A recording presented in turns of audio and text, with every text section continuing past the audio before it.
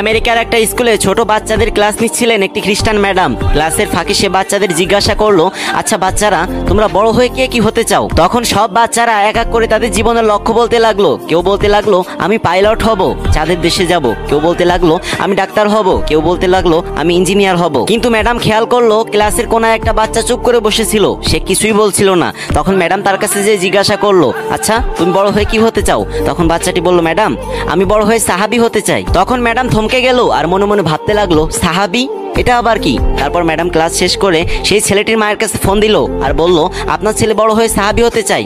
আচ্ছা এই সাহাবীটা কি জিনিস? তখন ছাত্রটির মা ম্যাডামকে বলল, ফোনে সাহাবী চিনানো যাবে না, আপনি যদি আমাদের বাসায় আসতে পারেন তাহলে আপনাকে সাহাবী সম্পর্কে সমস্ত ধারণা আমি দিয়ে দিব। ম্যাডামও কিছুতেই ওই সাহাবী জিনিসটা ভুলতে পারছিল না, তাই সাহাবী সম্পর্কে জানতে পরের দিনই ছাত্রটির বাসায় গেল। তখন সেই ছাত্রর মা সেই ম্যাডামকে নবীজি এবং সাহাবাদের জীবন কাহিনী খুলে বললেন এবং তাদের জীবন কাহিনী শুনে সেই খ্রিস্টান ম্যাডামটি ইসলাম ধর্ম গ্রহণ করলেন। কি কেউ সুবহানাল্লাহ বলবেন না?